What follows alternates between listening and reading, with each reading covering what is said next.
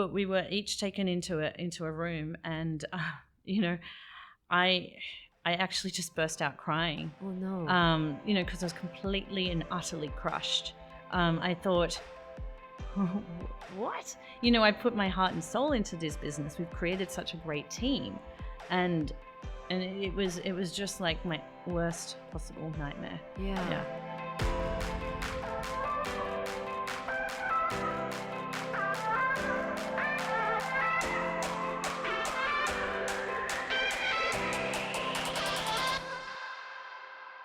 Hi everyone, I'm Shulin, here to inspire you on the infinite possibilities after the bar. So this is a podcast where I speak with lawyers and former lawyers with a broad range of experiences, different backgrounds, different walks of life, people who have achieved incredible things.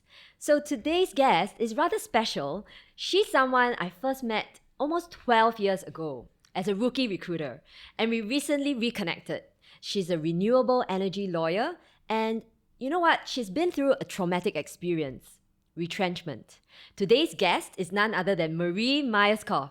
So if you're someone interested to get into renewables, learning about how life is like for an expat lawyer in Singapore, or just plain curious, how does one handle getting retrenched? This is the episode for you.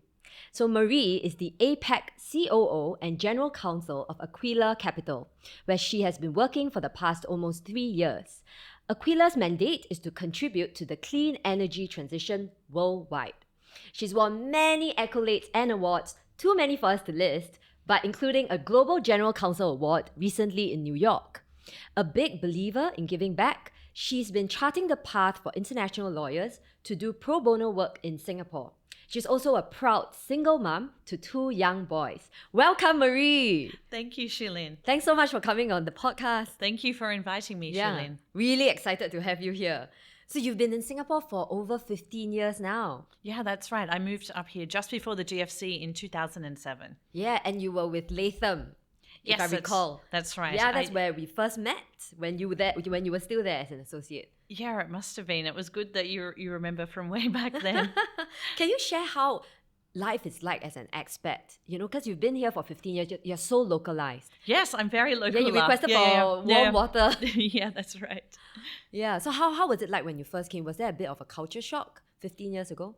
Well, I guess the decision to move overseas, many Australians, we like to move overseas and see the world. And so I did my training in Australia with Mallisons. And then I thought I would move to London, actually, because that was the path back then for many Australian lawyers. But then my recruiter at the time in Australia said, have you thought about moving to Asia? And back then I was so naive, and I was like, I don't speak the language. That's how far I've come in terms of my understanding. And they said, you don't need to do that. And so then I had the opportunity to join Latham's project development and finance team. Yes. So I thought, let's do it. Yeah, and look how far you've come. Because I've been following your career, and you're a really prominent name in the renewable energy space as a general counsel and now COO. So can you tell us a little bit more in layman terms, what's renewable energy, clean energy, and actually why should we care about that? Yeah, sure. So, unlike fossil fuels, renewable energy comes from renewable sources. So we're looking at sun, wind, water. And we know that when we are trying to harness traditional fossil fuels, we're going to generate carbon and other greenhouse gases, which are not great for the environment. Yeah. And so now that we know that we're facing a climate crisis and we really do need to mitigate climate change, it's essential, absolutely essential, that we reduce our carbon output. And so as part of that, as part of where we need to go, we really do need to leverage clean energy, so these renewable energy sources, so that we can ensure that we have energy security going forward, and also to protect our fragile environment. And you were one of the first movers in this space, in Singapore at least, I think. Was it like more than 10 years ago that you started? Like during your time in Latham, were you already doing this, or only when you went in-house? Yeah, good question, actually. So in project finance, when I started as a junior with Latham, we were working on all sorts of amazing projects across the region. So I actually started working on, coal-fired power plants in Vietnam. There was some wind in Korea, but we were doing geothermal in Sarula. And so had the opportunity to work with some amazing people throughout the region. And, but it was a bit of a mix of, sometimes it was the conventional, and then I was moving into renewables. So I knew that I wanted to go in-house. I always wanted to go in-house. But as a project finance lawyer, you can go either way. You can go more on the finance side or on, into the more business sponsor side. And I honestly didn't know which one to do, being quite junior, and I did a secondment actually with the bank. Oh, okay. And I think, it was perfectly fine, but that's what made me realize, no, I want to go on the sponsor side. And then Latham actually helped me get my first in-house role. Right. Back then that was with SunEdison, Yes. which at the time was the world's largest renewable energy company. So that's how I got my start. Yeah. And I'm curious, just to pick up on what you said, because you said, I always knew that I wanted to go in-house. Yes. How were you so sure? Because there are listeners who are listening to this who might be grappling with such a career decision, and some who've maybe gone in-house and wonder if they've done the right thing. What made you so sure? I think actually way back when, I think it was probably the fear of the hours you think that you have to do in private practice. And I didn't want to be working around the clock. But you're now all the still... time. But yes, ironically, yes, I'm still working what we call private practice hours. But I guess the difference is I feel like I can be more myself and working with the business teams. And that's when I really understood I wanted to be in the trenches with the teams. Okay. Yeah. So Maree, as an in-house lawyer, you instruct law firms. Yes. And, so that's what we call external counsel. Yes. So I'm very curious, you moved in-house quite early on in your career.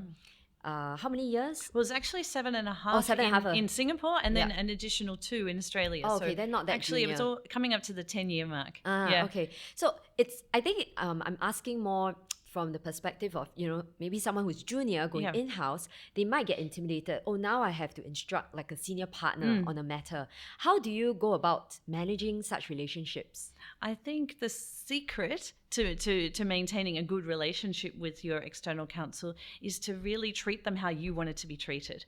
So, back in the days, I saw both good ways that people treated their external counsel and, people giving the opposite extreme of Friday night instructions when things were not necessary. So I know which side I wanted to be on. And I always tell my team now, let's treat them as an extension of our team. Wow. And it's not just about, trying to get the right price or trying to drill down onto the details, but it's letting them into all the nuances of the transaction, the different personalities and the challenges we're facing as a business, because they're going to be able to better advise us and tailor their advice. And we're part of a broader team. Wow, that is so powerful. I've never heard. Really? I've never heard of someone say treat them as an extension of your team, because it makes sense. Yes, it makes sense. Absolutely. Yeah. Otherwise, because I think like my experience as a recruiter is sometimes we work with in-house recruitment teams. So yes, sometimes they do treat us as part of the team. Yeah. But more often than not, they don't. So if we're an outsider, it's very difficult to actually really collaborate. So I see where you're coming from. That's amazing. No, absolutely. It's all about collaboration. And if we are working on the deals together, because actually our in-house team is not just giving the instructions. We're actually there. Sometimes we'll turn the draft, then external counsel will turn the draft. So it's the nature of what we do. Yeah. And, again, it's treating people how you want to be treated. Yes. Yeah. And talking about team, you've grown your team from just you to now 4, right? Yes, that's right. That's right. I've got an amazing team now, and I'm feeling very fortunate. So I've been with Aquila for coming up to 3 years. And so the first 18 months I was sole counsel. So, doing, over 100 NDAs in a year myself and trying to help the team build the business. And, but then really trying to zone in on the different backgrounds that we need. So we've got a mix of transactional experts that come from project finance and also some very strong corporate commercial mindsets. Yeah, very interesting. So Maree, can you tell us what are some challenges facing the renewable energy market?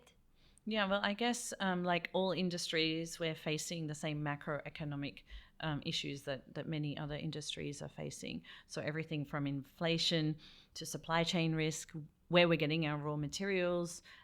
What else have we got? We've got currency issues, and also trying to attract the right people in a very competitive market.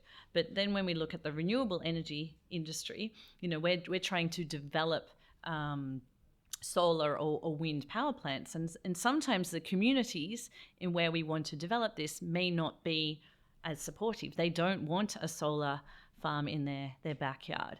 So this is something, but I think probably the biggest challenge, and maybe this is coming more from my legal experience, is the regulatory difficulties in all the different countries across APAC, and how we can get our projects approved to be able to bring clean energy to the region. And this is so many permitting issues, and there's often delays and a lot of bureaucracy that we need to work with both external counsel and our in-house experts to get through.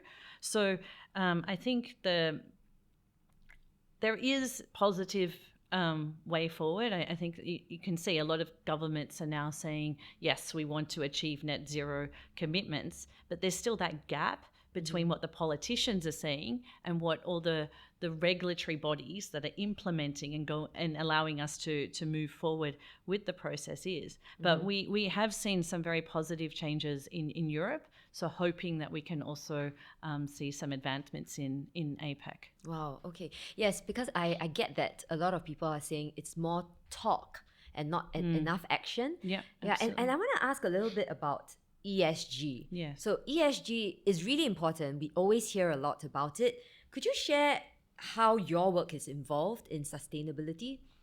Yeah, well, I guess at its core, ESG is about ensuring businesses do more for the environment, for the communities in which they operate and in which they touch on, and also ensuring proper governance is in place. And so it's not just looking at the profit side.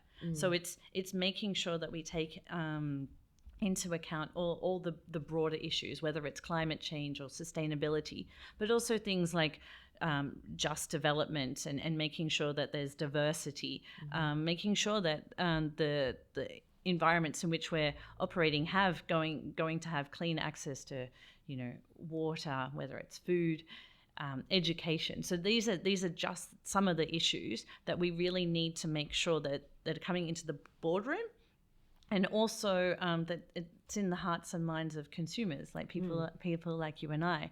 So I think within the renewable energy industry, we are part of the sustainable change. We're moving forward. But I think it would be too simplistic to just think, because we're in the clean energy space, yes, we're doing all our ESG targets. And so we're much more humble in our approach.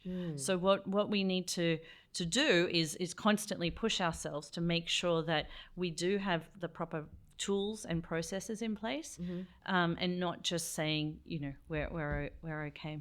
Yeah, so I guess at Aquila, we want to be more humble in our approach and not just think that because we're in the sustainable industry that we can take it for granted. So we're constantly trying to push ourselves to make sure that the tools and processes are actually achieving over and above what we want to do. Yeah, wow, I really like to hear that, that even though you guys are in, I would say, a very noble industry, and with a really good mission, you don't take it for granted. You're still humble about it.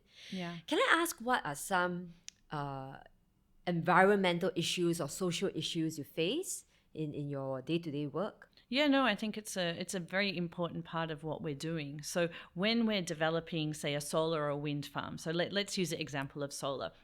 So when we're doing it from the very greenfield stage, and so greenfield means literally a green pasture, we need to make sure that all the environmental aspects that may be in that area are assessed, and also look at the social issues.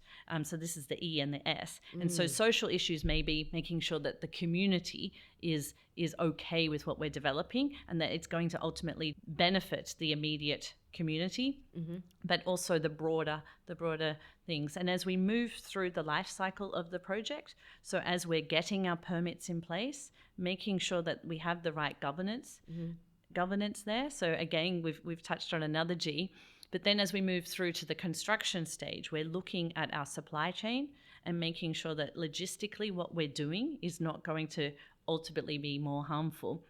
And then we go through the construction stage and making sure that the people are building it are safe. And, the life cycle continues. Yes. And the life cycle of one project, I hear from other projects lawyers I know, it can be 10, 15 years? Once the project is up and running, Yes. the life of the projects, usually it's around 25 to 30 years Wow. that we're looking at. And so when we're putting in place project financing, that's the long term. I see. And so I think the first few years of development is when we've still got the green land. That can be quite a few years in itself. The construction itself, compared to conventional power stations, is relatively short, but you can see it's quite a process. Yeah, it is. So, Maree, I'm gonna move away from this. It's a very exciting topic, and I have so many questions. But I want to ask another burning question, which I'm sure you get all the time. You're now a COO, in addition to being a General Counsel, Head of Legal. So how do you do that? First, how did you get that additional feather in your cap?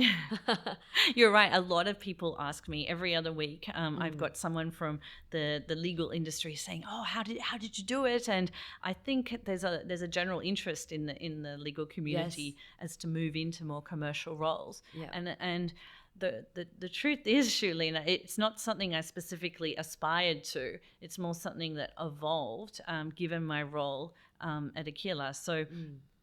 By background, I started Aquila just as COVID was setting in March 2020 as the legal person to help set up the clean energy business for Aquila in Asia. So we're just in the startup phase for Asia. And because I was fortunate to be part of the team, sort of given the responsibility to develop it in the region, you can't just be like, I'm doing legal or I'm going to move into compliance. And so I had the opportunity to just roll my sleeves up and get involved in everything. Yes. And I think a lot of in-house counsel will be able to relate to that, because so much of what we do is to help the business beyond just the legal scope. Yeah, and sure. Yeah, I think because I've had that, I've got quite a lengthy background in the renewables industry, so I know the business very well. I'm often in the trenches with the teams trying to work through the transaction. But then I also had that appreciation for the corporate functions and how they need to work together. So in that sense, the opportunity, became apparent to be the link between the corporate functions and the business. And actually, it just came out of almost nowhere. The title, So because you were already doing the role, basically. Yeah, spot on. Yeah. I was doing the role, but then globally they were doing a reorganization, and so they were naming the COO offices in the different regions. And so when that opportunity came, I grabbed it with both hands. Yeah. So the COO and the GC, it's very rare that you see, someone wearing both hats. Yes. Is that challenging? Are there sometimes where you literally have to see, are they in conflict? They're definitely not in conflict. Okay. And I really see it as an extension of what I do. And again, it's just being that link between the business, which is what we do as transactional lawyers, trying to support the projects that the teams are developing, and then coming in it from the legal side, but also the corporate aspects. Yeah, and so making sure that it's really about executing on the strategy of the business. Yes. And making sure that the operating models are not just conceptual systems that look like they're going to work for the business, but making sure, say, our HR models and the operational day-to-day things is consistent with what we need to have in our business. I don't just host a podcast, I'm a recruiter. And a lot of our clients, especially those on the in-house side, they say, Shulin, we need people who are commercially savvy. It sounds like you're clearly commercially savvy. That's how you got the COO title. And So my question is, does this come naturally to lawyers? Because, as part of the law school training, we're taught to read case law, apply it, but we're not really taught how to navigate the gray areas, and I guess, I know I'm going to sound a bit cynical, but I think between nature and nurture, I'm sure you can nurture it to some extent, but some people naturally have that killer instinct. What are Killer your thoughts? instinct. Yeah, Oh my goodness. like you, yeah. killer instinct. Oh wow. I think you can learn it over the years, and I think so many things come with experience, and so we often learn from the most challenging periods of our careers. So I've certainly needed to do that over time, but it's also about the people side. And so having those soft skills and not wanting to be and act like the smartest person in the room, because no one wants to be intimidated by their lawyer, right? So, you need to be able to work with the business teams, fundamentally understand what the challenges they are, and then you can apply all the legal skills that we've got. So whether it's, the ability to think more strategically, look at things objectively, also be very aware of the risks, then if you combine all these things, I think there's many lawyers that would be able to do this sort of role. Actually, it sounds way more challenging to be a general counsel and COO than it is to, be in private practice. It sounds like it to me. I mean, there are different sorts of challenges. Obviously, you don't have to deal with billable hours, you know, but I actually think there's a lot of risk, because when you're advising the business, they're right next to you, and they want you to make a call right now. How do you deal with that? How do you juggle with it? Because with a lot of humor, to be frank. And so, when I left private practice, yes, we're always professional. But I really draw on my down-to-earth Australian roots, and I'm there with the business. And so there's a lot of banter and there's a lot of good humor to sort of raise difficult issues with them, and so that they don't say, let's go and talk to our legal team. And my whole team is fantastic about this. There needs to be a bit of, push and shove between us. Oh, I like that. Wow, use humor. Okay, I'm sure a lot of in-house lawyers are listening to this, so now they know your secret weapon. Okay, so let's talk about something that not many people might know about, and I only learned about it recently when I reconnected with you. So, I think at the end of 2019, just before COVID came out, and back then we didn't even call it COVID, we called it like the Wuhan virus, if you recall. You were unfortunately lost your job. And it sounded like a really traumatic experience. Can you tell us and walk us through it, and what were your immediate thoughts when you lost your job? Yeah, I think it's very fair to say traumatic experience. That's probably an understatement, actually. So I was working for a company, again, in the renewable energy space, and we had been acquired by another much larger organization. And so it was a very challenging acquisition process, almost a year in going through the due diligence process, and then a year of that integration.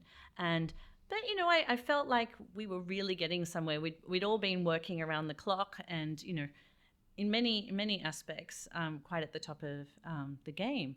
And then one day, we were given 1 hour notice, and they came in, and basically terminated the CEO and other management team, and I was part of that.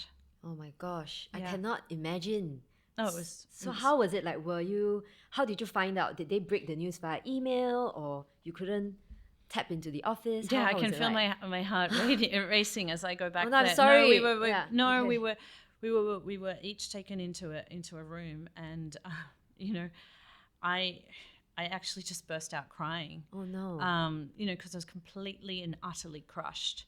I thought, what? I put my heart and soul into this business. We've created such a great team, and it was just like my worst possible nightmare. Yeah. That must have been so hard, because I also know you are a single mom, and you're on an employment pass in Singapore. So there must have been so much going on in your head. I mean, I really feel for you. Yeah, no, it was very difficult, because I'd just gone through a very difficult marriage separation, and I sort of picked myself up after years of dealing with that, and I thought, okay, I've got this great job now. It's a fantastic team. I can do this. And then, in that sense, having the job was more than a job, and it was my ability to support myself in Singapore and look after my family.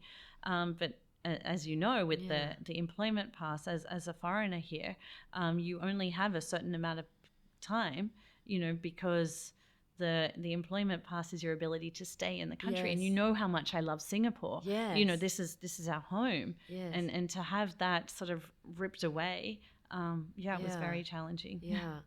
And so because there are thousands of people getting retrenched right now, especially in the tech industry. And sadly, there are lawyers who get retrenched. And I just want to acknowledge you for being so brave to talk about your retrenchment, because there is a stigma. And a lot of the senior lawyers out there who have been retrenched, they're not willing to talk about it.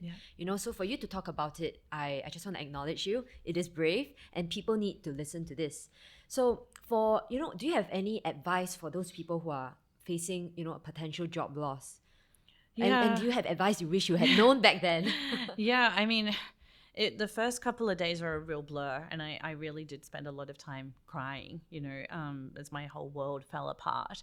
But I realized out of necessity, I couldn't do that. So I had to pick myself up again, and then I basically treated it like everything I do. It became my full-time job. And so it was a matter of 4 or 5 coffee meets a day. It was talking to everyone I knew. And it wasn't just in the recruitment world, but really drawing on the network that I've had. And I've been fortunate to make a lot of friends in the legal industry, plus the renewable energy industry. And I guess what I learned is that when you're upfront with people and you tell them, and so I really had to step out of my comfort zone and tell them my situation. So not only had I been laid off, but I was also a single mom, so sharing more than what you typically share in a professional context. And so people could understand my priorities and my responsibilities. And I felt like the more I was upfront with people and when I opened up, so it was very uncomfortable to be so vulnerable, as you can imagine. It was repaid with tenfold, because people were so supportive. And I really felt that the whole legal community was behind me, and it seemed like everyone I know was trying to help me match up and have different conversations. And so my advice to people who also find themselves in this unfortunate position is to rely on your network. And put yourself out there, have conversations with absolutely anyone you can think of, even if it doesn't seem the perfect match, because one conversation leads to another and another. And then just you've got nothing to lose. It sounds like vulnerability was your secret weapon in a way. And, putting yourself out there is not easy. Having to talk about the fact that, you had to just separate from your ex-husband, that must not have been easy. No. But when people know, when you're upfront with them, you're not hiding anything, like, hey, this is me, I need your help. They would be so much more willing to step up too, because you stepped up. And I think the important thing I learned was my vulnerability was reciprocated. So when I was opening up to people, the conversation was so much more authentic, because they were also sharing aspects about their personal situations, or perhaps they had gone through a traumatic layoff in the past as well. And so you sort of break down those barriers, and then you are able to have a much more real conversation. Connect on a deeper level. That's how we are seated here. That's why we're seated here, because you opened up to me when we had a coffee chat, and I wasn't expecting that, so thank you. And I guess you mentioned to me that there were several lawyers you have since helped to find jobs. It sounds like you're now like a part-time legal recruiter. So just curious, how are you doing that? And, I guess you are paying it forward in a way. Yes, it's absolutely. It's about, again, treating people how you wanted to be treated. And, I was overwhelmed by the amount of support I had in the community when I was in my situation of desperately trying to find my next legal role. And I had a ticking time time bomb. But it's just about helping people navigate something that usually you're thrown into the situation. Yeah. And so yes, I have managed to place a few people, all pro bono, of course. Yes. But placing people in both energy industry jobs, and it's just about connecting people. Yes. Right. And you're thinking, actually, this would be a good person for this person to speak to. Yeah. Maybe that can be your next job next time. Let's talk a little about the elusive notion of work-life balance. Okay, this is a topic which personally I feel like we will have so much to talk about. Yeah. But I think in particular, I'm curious about how you wear so many hats and you have 2 young boys. How old are they now? My eldest has just turned 10, and then I've got a 7.5-year-old. So 2 little boys. And hi, if you're listening to your mummy. Hi, Zachary. Hi, Xander. So how do you juggle being a working lawyer mum with rather long hours, I would say, and being present for your kids, and then you still do so many other things, volunteer work, which we'll talk about later. Yeah, let's not pretend I have it all together at all. No, it's absolutely not like that. And I don't think I'm anywhere close to having work-life balance. But I think you mentioned presence. So when I'm there with my boys, I want to be the fun mom. And so I need to have a lot of energy. And, I guess I do. I just have it in me that I have a lot of energy. But frankly, I couldn't do it if I wasn't in Singapore and the great network that I have here. Most importantly, my helper. So in Singapore, we're very fortunate to be able to have. So effectively, I have an in-house, not in-house. I have a live-in nanny, and she's actually been with me since my first son was born. So for 10 years. So Amazing. She's really part of the family, and so she can help me with all the day-to-day things that I need to do. But a big part of the ever since I had my children was to try to be there at bedtime. So yes, I work long hours, but I try to leave the office, around the 6:30 mark and be there for dinner and bedtime. So take those couple of hours to be there. Sometimes they're jumping on the sofas and we're having fun together. Other times trying to get them to do their homework. Yes. But being there when they go to sleep. Yes. And then to them, they don't know that mummy might be up all night doing it. But for me, that's my special time. Yes. Yeah. The same for me, Maree. Yeah. So I really like what you shared because 6+ to 8+ is sort of my no-go zone for calls or meetings. And then 8:30, I'm back online again. Yeah. But that's the reality. And I think we are probably fooling ourselves if we think that we can achieve balance in everything. Yeah. Sure, sometimes, maybe. But I still feel like we're putting too much pressure on ourselves if we say that we want work-life balance. Yeah. I think something's got to give. You can't have it all at the same time. No, definitely. I have so many discussions with other lawyer moms or just moms in other industry. I think it's a general challenge that all parents have, actually, male or female. Yes. And so it's being able to spend that quality family time, whatever shape your family may be, or your other personal priorities, and being able to do that and be dedicated to your career. Yeah. So talking about your boys who might be listening to this, yes, I'm curious, when you were in between jobs, and that was for like 4 months. Yes. How did you reassure them? Was it like, did you have to put on a brave front? Or I think they saw mummy crying, but they never really understood. They were obviously much younger then. But I think they probably didn't notice because I was working so hard with all my trying to find a job processes. So they never really understood what it was about. Yeah. But yes, kudos to you, because, if I didn't know better, if you didn't come on this podcast, we didn't really connect, all I would see is Maree has it all, So it's great to know that you've had to overcome adversity. You're a normal human being. Yes, definitely. I definitely don't have it all together. You're not superhuman. No, not at all. Not at all. Okay, great. So Maree, you're a board member of the Singapore chapter of the ACC. And ACC stands for the Association of Corporate Counsel.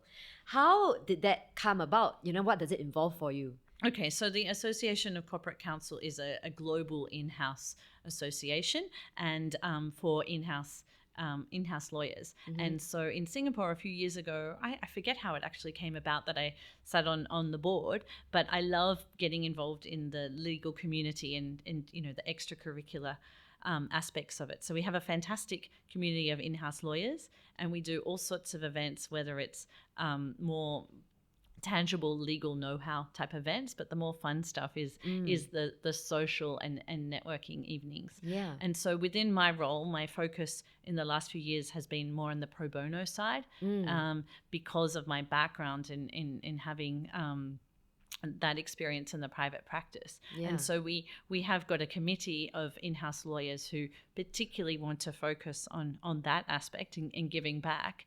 And sometimes we're not literally doing legal advice, but we're helping organizations to support whatever they do. Okay. So I can give an example. Yes. A couple of years ago, a smaller group of us worked with United Women Singapore in doing some research and then helping them create a handbook for domestic violence and abuse, and how workplaces can bring policies to support from both the victim perspective and what to do if there's a perpetrator.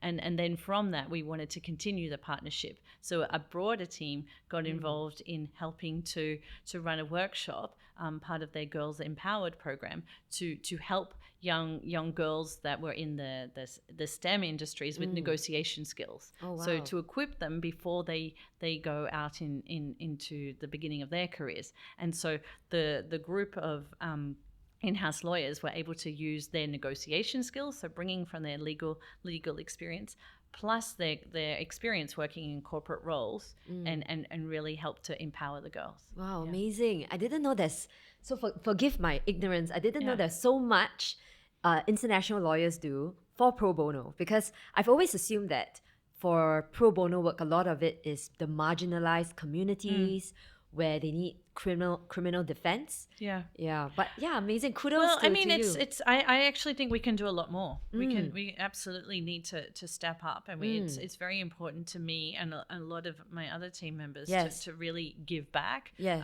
Because we've got so much from Yeah. the Singapore community. So Yes. I actually think we have a Yeah. lot more to do. So for all the international lawyers who are listening to this, they need to reach out and do their part too. It's very Yeah, inspirational. we need all the help we can get. Yeah. Yes. Yeah. So other than pro bono work, Maree, other extracurricular activities you do, one of them, I think you're also a strong advocate for mental well-being.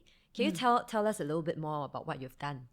Yeah, I guess during COVID, when so many lawyers, I mean, people generally were struggling with the new paradigm and working from home, we started to look at, as part of the ACC's outreach, as to how we can help support our members. And then the Law Society also reached out to us as representatives of the legal community here to get involved in the discussion for the Mindful Business Charter. And so working with various practitioners in this space, like Susan De Silva, who came and presented to our members. And so I think there's so much more to be done in this space, and that's why, as you said, not many people speak out about challenging times that they had. I mean, I think working from home was challenging for everyone, particularly parents and people that were feeling quite isolated. And I know that some of the discussion groups, even though it was online, those discussion groups that we were doing really made a big difference to our members. Yep. And to me, because I felt like I wasn't alone anymore, and everyone was freaking out, and horrors of homeschool, for example, and trying to balance our job. Yes. I think it's really important for people not to pretend that everything is fine. It's really important. Yeah. And I mean, just to share, I've never shared about this openly, but I started seeing a therapist. I shared this with you when we met. Started seeing a therapist, I would say 4-5 months ago, and I've had like 4 or 5 sessions. And even when I tell people I see a therapist, I have to caveat and say, oh, there's nothing wrong with me. You know what I mean? Yeah. So there is still this stigma. But yeah. it was so empowering, because when I saw a therapist, I was going through quite a stressful part of my life. She helped me reframe certain things, change the narrative, and realize certain things about me that I didn't know. Yes. Like became a lot more self-aware. And it gives you tools to deal with with life. So Yeah. when we're sick, we see a doctor. Yes. We're physically sick. Yes. But if we are stressed out, having anxiety, we can't just speak to our friends. Our friends are not trained professionals. Yeah. I used to just call my mom up. Yeah. I'll call my friend. But I mean, it's still beneficial. Mhm. I love calling my mom Yes. still. But speaking to a trained professional, that changed the game for me. So thank you for bringing that up. Yeah, I think it's important that, It is. that it's always that first step, Yes. because everyone that we've spoken to that has had troubles, whether it's in professional or their personal life, it's just taking that first step. And when you open up and you can be vulnerable, then you'll find that the help is there. Yes. Yeah. And a lot of lawyers or non-lawyers in multinational corporations, Yeah. they're not aware they can get free therapy as part of their corporate insurance. So Yeah. some of the lawyers I know whom I Yes. work with, in-house lawyers, they're like, Shulin, once I discovered that's the best thing ever. They Yeah. go for therapy regularly. And That's there's no great. stigma. And the lawyers I know who have been seeing either a coach or a therapist, they are able to see past certain things. Otherwise, Yes. you keep repeating the same thought pattern again and again. Yes. Yeah. And then you get the tools to be able to deal with things Yes, in a exactly. better way going forward. Yes. Yeah. Okay, so some advice for the lawyers out there, Maree. I'm sure you have tons, but if you can distill down, if someone's listening to this and they're thinking, wow, I want to be like Maree one day, and maybe I'm a mid-career lawyer, I'm already in-house, I Yes. want to get to be a GC and maybe Yes. COO one day. Yes. What's like one piece of advice you'd give them? I'd say remain humble, because we're always learning. And again, you don't want to act like you know it all. So I think it's important to be yourself, and that may seem cliched, but nobody wants someone with airs and graces to be sort of lecturing them about what to do. And Yes. so it's being true to your personality style, and don't try to replicate me. That's not a I wouldn't endorse that at all. But it's more about being comfortable with Yes. yourself, Yes. and then being able to use your legal toolkit, and then match it with the business needs to be able to be who you want to be. Yeah. And how about someone who hasn't made that leap in-house yet? What kind of advice or insight can you give to someone who's thinking of making that leap? Yeah, I'd actually say don't try to rush into it, because I think I probably wanted to start going in-house when I was at about the 3-year mark. And I realized that every year that I spent in private practice has really paid off tenfold. So, I had about 10 years in private practice. And the difference, the growth I had in that, and it was more the confidence within myself that you can handle whatever comes with you. So I don't think there's a set time limit, but my advice is not to rush into it, and to be very careful about the company that you move into, because the culture and the people that you're working with on a day-to-day basis makes all the difference. Amazing. And what's the way forward for Maree, the COO, the GC, and proud single mom of 2 boys? What's in store for you, in the coming year? Yeah, well, with Aquila, we have very ambitious targets for our clean energy portfolio across the region. So I'm really excited to be able to be part of that vision, and now it's about executing on that. So for me, it's all about the team.